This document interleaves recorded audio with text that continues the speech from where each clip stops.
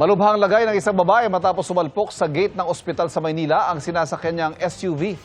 Ang nahulikam na aksidente tinutukan ni Jomera Presto.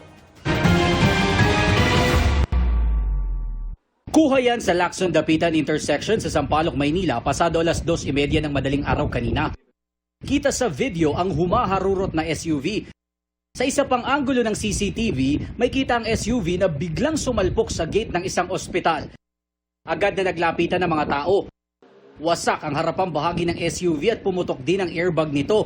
Sa kuhang ito, may kita ang isang delivery rider na buhat-buhat na ang isa sa mga babaeng sakay ng SUV. Dali-dali niya raw isinugod sa ospital ang biktima dahil natataranta pa ang mga kasama nito. Kinuha ko siya, wala nang dalawang isip. Tinakbo ko na siya dun. Wala silang pakialam kasi sa sobrang taranta po. Yun na po. Nakausap pa raw niya noong una ang biktima bago nawalan ng malay sa ospital. Sabi ng barangay, malubha ang lagay ng babaeng biktima habang malayo naman na sa panganib ang 4 pang sakay ng SUV kabilang ang driver. Malubha pong nasaktan at ito po yung walang malay. Malala daw po ang tamo. Mabuti na lang din at walang tao na naglalakad noon sa bangketa na posibleng nadamay din sa aksidente.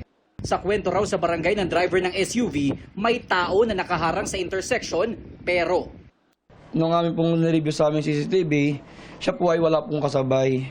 Na sobrahan po siya sa pagliko. Ayun na po dun sa driver, medyo wala po siya sa tamang urirat kasi po medyo nakainom nga po. Nagbigla rin po siya sa aksidente. dinala sa Traffic Enforcement Unit ng Manila Police District ang driver ng SUV para maimbestigahan. Para sa GMA Integrated News, Jomer Apresto nakatutok, 24 oras.